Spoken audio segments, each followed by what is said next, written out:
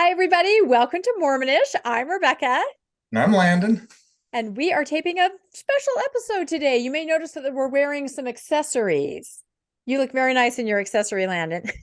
Yeah, a long sleeve shirt and a Hawaiian lei always goes good. You know what? We're in Utah. I'm wearing a Hawaiian lei, and I'm literally the most pasty white I've ever been in April in my entire life. So we're doing the best we can. Anyway, we are filming this sort of bonus episode today to address something that's been very much discussed on social media and in certain circles, and that is a pivotal talk that was given by Brother Brad Wilcox. You're probably familiar with that name. If you're not, you can Google him. He gave the keynote address at the BYU Idaho graduation on April 6th, and it was a very interesting speech that people are talking about. Landon, do you want to tell us a little more about that speech? Yeah, it was really a very unusual speech for a college graduation. A couple things that stood out. First was it was very infantilized, the talk itself. 39 seconds into the talk, we start talking about Disney and The Lion King, where he starts off talking about Mufasa, and that theme comes back in the talk a little bit later with Mufasa. And then it ends with a revised version of I Am a Child of God, that Brad Wilcox himself wrote the last verse. He seemed to be very proud of it. And he added that, and the entire congregation at the graduation ceremony sang together, I Am a Child of God, with these new words that he had created to represent the covenant children. The children of the covenant is what he added into it. Covenant. Yeah, that seemed to be a theme of his talk. And it's very interesting that that would be, like you said, a college graduation, because think about the ages of the people at the graduation. Yeah, you've got, these are people graduating. They're probably married. They're, anywhere from 22 to 25, the average. And yet, we're singing I Am a Child of God and talking about the Lion King at graduation. It just seems so not quite at the university level that you would expect. It was almost at a primary level, it seemed like. Yeah. But the main part of the talk that was really interesting, what we're here to focus on, is a talk that he made a comparison to a cruise ship. And maybe you can explain that a little bit more. Yeah, he gave this analogy, which really was the heart of his talk. And it's an analogy that he has used before. In fact, he's written a short story. I think that it's sold at Deseret Book, a little story about this. And it's the analogy of members of the church, covenant children, a cruise ship. We actually just felt like, because it's being discussed so much in social media, that we might just play a few clips from this and just kind of discuss it so you can understand what's going on, or maybe not understand. We almost ourselves don't understand it, but it definitely bears discussion. That's right. So we want to get into this. We want to play it and share it with everybody so that they can see for themselves how unusual this was. Yep. So I'm going to go ahead and we're going to start out the talk, and I'll share our screen here for everybody. Our mortal experience could be compared to God sending all his children on a cruise ship from one shore to another shore. The journey is filled with opportunities to learn, grow, be happy, and progress, but it is also full of dangers. Dangers. Dangers, yes. We're clearly going on a cruise is a very dangerous undertaking, evidently. I think the Titanic might have been the last cruise ship that sunk to the bottom of the ocean. Well, maybe he's talking about other kinds of dangers, right? Dangers to your immortal soul, perhaps, is what he's discussing. But he definitely says that a cruise is he didn't really mention the word recreation. He said to learn, to grow, and to perhaps navigate dangers. So this sounds very serious. Yes, it doesn't sound like it's a fun cruise. It sounds a little more ominous. That's right. So let's go back. God loves all of his children and is concerned about their welfare. He does not want to lose any of them.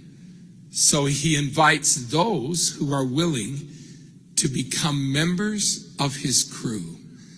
That's us, the children of the covenant. The Lord said, "Thou art my servant, O Israel." And that is the meat of this analogy that we are trying to understand. I mean, walk us through what happens when you go on a cruise, Landon. Well, typically you get to the cruise and you're all excited and you unload all your luggage and the porters come and they load it all up and you board and you go up on the deck and there's a party going on and you stand at the rail and you wave at everybody as the ship pulls out. But in this case, it seems as if everyone showed up, all the passengers showed up at the terminal, and then all of a sudden they came out and started picking crew members out of the passengers list. That's right. It looks like you're getting on the boat, like you said, all excited. And then suddenly a few of you are moved to the side and you're told, although you paid for this cruise, just like everybody else paid for the cruise, you're not going to experience the cruise in the same way as everybody else. You are actually going to serve in the capacity of being a crew member, and not just a crew member, but the scripture that he quoted said that you are actually going to be a servant while on this cruise. Yeah, it really makes no sense whatsoever, this analogy that you went to go on a cruise and all of a sudden you're part of the crew and you're a servant and now you're going to be cleaning the toilets and all the other things that you're supposed to do with that. Well, no, that part sounds familiar, I think, for anybody that was, raised in the church. The clean the toilet part, I can understand that possibly. But you keep thinking, okay, he's going to go somewhere else and it's going to make sense. So to recap, we're on the cruise. We're told you're not going to be able to participate. You are a member of the crew. You are a servant. What else does he say? Well, so when we look around on this cruise ship called Earth and we see other people sitting in lounge chairs, drinking, gambling in casinos and partying late into the night and wonder why we can't, we must remember who we are. We are not ordinary passengers. We accepted the invitation to be members of the crew. Oh, it's starting to make sense now. I see. I don't know if it's making sense to me. I just said that to sound intelligent. It doesn't make any sense to me either whatsoever. What I find really interesting is notice what he said about what the passengers are doing. What did he say they were doing? Yeah, he basically picked all I guess the church would define as sinful things. He picked all of those out. They were gambling, they were drinking, they were staying out late. He didn't pick any of the fun things that the church members go on cruises all the time, and you can go to the shows, you can go on the excursions, you get to do lay out in the sun, you get to swim, you get to enjoy time as a family, you get to play games, you get to play shuffleboard, there's basketball, there's all kinds of fun things to do on the ship. Wholesome activities. Things. Yeah, he didn't mention the wholesome activities. He mentioned just the more nefarious activities. Yes. Absolutely. It makes it sound like everybody on the cruise ship is going to hell except for the crew. Well, that's kind of it. I mean, he's basically saying you are members of the crew. You're held to a higher standard. You have a higher responsibility. You can't participate in the things that the passengers are doing because you know better. You have a mission that you need to fulfill. And part of that is serving those other people who are passengers. That's what's so strange to me about this analogy. Yeah, somehow you're privileged to be able to be the one who gets to run the engine room and make the dinners and serve the dinners and clean the bathrooms. But you were chosen, and so you have a higher duty because you're part of the crew, which he said that that you made that commitment to be a member of the crew, but you just showed up to go on a cruise and all of a sudden you were volunteered to be a member of the crew. It's one of those situations where I'm sure it's a covenant path kind of a thing where, you made the decision early on, age 8, and now you're kind of held to that, or even prior to that, because I believe the covenant path actually stretches back beyond, before baptism, you hear people say, well, you decided that in the premortal existence. So I think that, you rolled the die, you were the crew member long before you even came to Earth. You had signed up to be a member of that crew. And he makes you feel the shame and guilt that, hey, you signed up to be the crew Right. member. You now have a higher responsibility than That's everybody else. They're all going to be partying and playing and drinking and going to the shows, but you get to serve the food. Well, now see, one of my favorite shows when I was growing up was The Love Boat. And I have to say that on The Love Boat, the crew, which, of course, would be Isaac and Gopher. This is really dating me. I know half of you don't even know what I'm talking about, but it was one of my favorite shows. I learned the facts of life from that show. If it weren't for that, I mean, who knows where I'd be today. But on The Love Boat, it seemed like the crew did have a good time. However, I feel like on, let's call it the Lord's boat, on the Lord's boat, I don't know if the crew is going to have such a great time. I think they're probably going to bed early, reading their scriptures before they go to bed. I think that's some of the things expected of the crew. And I think anyone who's been on a cruise ship kind of has an idea that the crew can they work really hard, but they also, from what I've heard, they party pretty hard too. Yes. And there's a lot of drinking, a lot of gambling, a lot of cheating, I guess, because a lot of them are away from their home for 9-10 months at a time. Okay. So the crew isn't the perfect Lord's crew, I don't think, that he sets up. Doesn't sound like most ship crews that I know of. Yeah, which is why it's such a strange analogy all around. None of the characters he's representing really seem to be who they really are, and it still doesn't make any sense. So, all right, let's roll the next part of the talk. Maybe some light will be shed. Okay. We now have expectations passengers do not have. And before we become discouraged by all the extra obligations, let's remember that crew members get something that other passengers don't get. Oh, well, there it is. I don't know. They get something that's going to make it all worth it. I mean, think about this. They arrive, they thought they were going on vacation. Instead, they're scrubbing the deck, they're cleaning toilets, but it's okay because there's something that they get. So this must be it.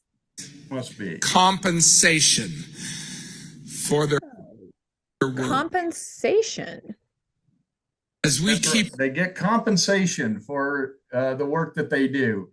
Now, if I were to go on a cruise ship and I'm going as a passenger, I'm not really expecting compensation. I'm expecting fun. Right. But these guys, they went to have fun, but boy, they're gonna get paid now to do all of these tasks. Lord's compensation. It's probably a pretty good program. It doesn't make sense though, because you already paid to go on the cruise, just like everybody else paid. So then you're not getting the benefit or what you paid for at all. You're working instead, but then you're told that you are going to get a paycheck? I'm sure it won't be anything compared to what you paid to go on the cruise. That's the part that doesn't compute exactly for me. Well, every cruise I've been on, the crew, other than perhaps the few officers and the person that does the entertainment, those people, most of the other people are all taken from third world countries and are paid a very small wage. It's good for them based on what they can make in their own country, but it is not by any means a livable wage in the United States or in many of the developed countries in the world. So looks like we're going to get some compensation. I hope it's worth it. Our covenants with God. There is nothing we could ever be asked to do in Christ Church for which we have not already been well compensated for. Wow. Okay. What did he say there? Now I'm really confused. So they're going to get compensation. However, they have already, simply by being members, they have already been compensated. Yeah, it sounds like by being the crew, you're already compensated and there's nothing more you can ask for, but you're going to be compensated. Evidently, you're compensated by being picked by the Lord to be on this crew. It's getting more muddy for me, actually. I'm understanding it less and less as it goes on. Yes, it absolutely just doesn't make sense. And this is why so many people are talking about this. Exactly. In fact, there have been some really funny comments about it. I posted a little bit about it on social media, and somebody said something like, well, I mean, the crew and the passengers, they start in the same place and they're going to the same place. So really, there's no difference. They're going to end up in the same place regardless. So this person said, I'd rather be a passenger. And I I can kind think of see that.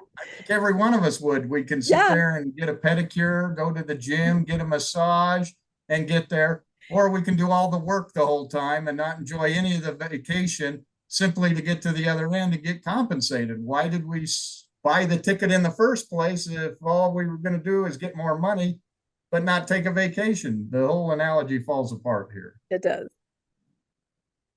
We have been given a birthright. Think of it. Of all the people on the earth, God looks to us, the children of the covenant, his crew members, to help save the world. Wow.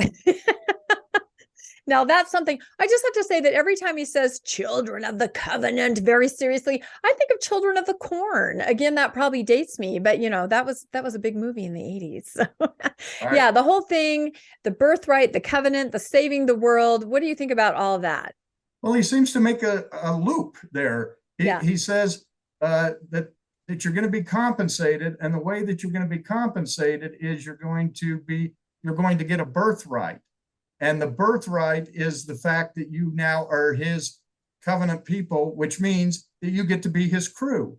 So you get to be his crew so that you get compensated. You get compensated by getting the birthright, which allows you to be his crew, and that's your compensation. It seems to be a big circle. So it's That the basically compensation is that you're on his crew.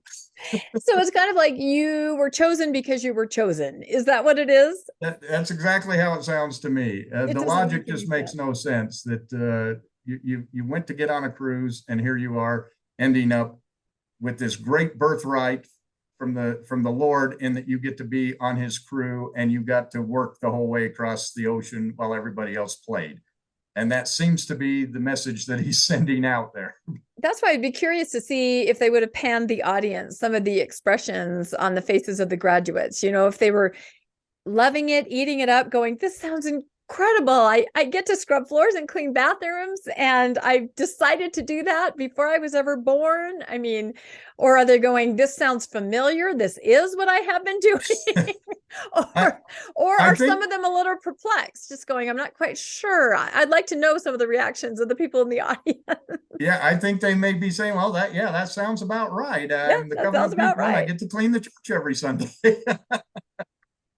Well, and somebody else made the comment that this is very reminiscent of Sea Org. If you're familiar with that, that is an organization associated with Scientology. They have, I believe it's a fleet of cruise ships that go around, and people are assigned to work on them, or sometimes put there as punishment. And they basically do just run the whole ship, very, menial, difficult tasks.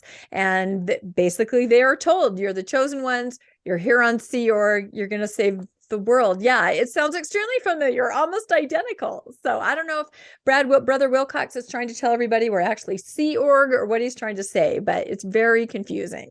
It doesn't seem like too many cruise ship crews actually save the world. I haven't seen a lot of the world being saved by cruise ship crews, but I guess he's saying the passengers didn't drown, and the passengers are all of us, and therefore you saved the world by being the crew on the ship.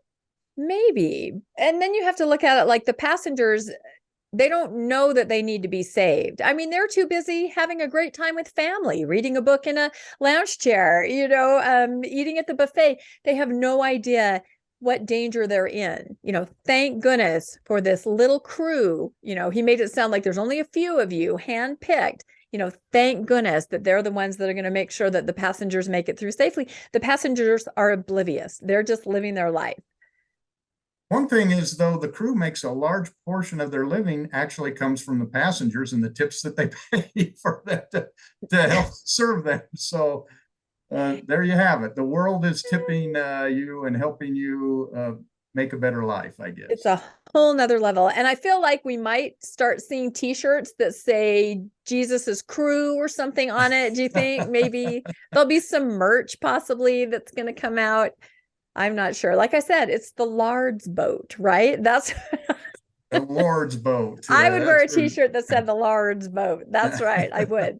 And I think the other thing that we have to point out is that this is not the first time that the analogy of a cruise ship has been used in a talk by a leader. So back in 2011, President Uchtdorf, in the April conference priesthood session, also used the analogy of somebody on a cruise ship, but it was used in a very different way. In fact, I think it was almost used in the opposite. So basically, it's the story of a man, you can see there in the shared screen, who saves all his money to go on a cruise, and cash is still tight. He just went on the cruise to be able to visit the different cities that the boat was going to stop at. So he stays in his cabin the whole time, and he eats beans and crackers and powdered lemonade. He doesn't ever go to the buffet. He doesn't ever go to any of the activities because he knows it's going to be too expensive. And so he's trying to save money just so he can see these ports of call, and he's just kind of hunkered down in his room eating everything that he brought in a suitcase. So that's kind of the beginning of the video, and we're going to show you just the final clip here with the impact of the story. On the last day of the cruise, a crew member asked him which of the farewell parties he would be attending. It was then that the man learned that not only the farewell party, but almost everything on board the cruise ship, the food, the entertainment, all the activities had been included in the price of the ticket. Too late, the man realized that he had been living far beneath his privileges. Devastating. And a totally different analogy. What do you make of that one? Yeah, completely different. And it seems that the passenger is the one who has all the privilege, not the crew, according to President Uchtdorf in his talk. So in this case, it seems the complete opposite of what Brother Wilcox. It sounds like the correlation committee didn't do their job here in correlating whether a passenger is a good person or the crew is the good person here, because they clearly make it sound in this one that the privilege goes with the passenger, which I would agree with President Uchtdorf that the passenger is the more privileged person on the ship. That's right. Are we supposed to be the passenger? Are we supposed to be the crew? You're absolutely right. The correlation department needs to make that determination for us. And I have to say, it's interesting that President Uchtdorf would use a ship analogy when he usually uses, what is it? An airplane analogy, right? So either way, he's the captain. So either way, he's the captain. So, but you know, I like this one better because it's, and to me, I mean, I think both of these analogies are more spot on, but in a way that they were not meant when they were presented. Do you know what I mean? Because to me, this one means, you know, a lot of people who spend their life in a high control, high demand situation, they are just in their cabin and the world is going by, and wonderful experiences and enjoyment, things that you put on hold maybe for the next life, and you're missing all of that. So that's kind of how I took that analogy. I know that's not how President Uchtdorf meant it, but that's what it meant to me. What do you think about that?